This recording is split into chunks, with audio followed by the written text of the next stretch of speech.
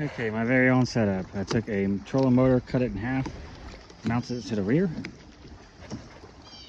with some cables going to the front over here, to this, extended all the wires on my kayak. So now all I gotta do is say turn it on.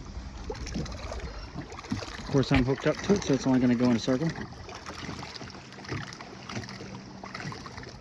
So there it is.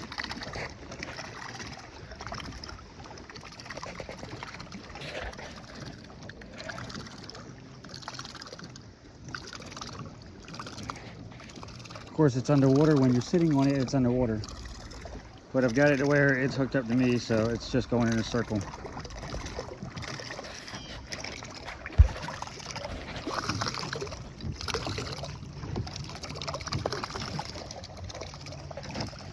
There you go, I made it go in more of a circle.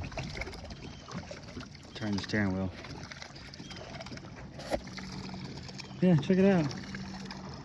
It drives itself, literally. Fucking awesome. You just can't beat it. And it runs for about 10 hours.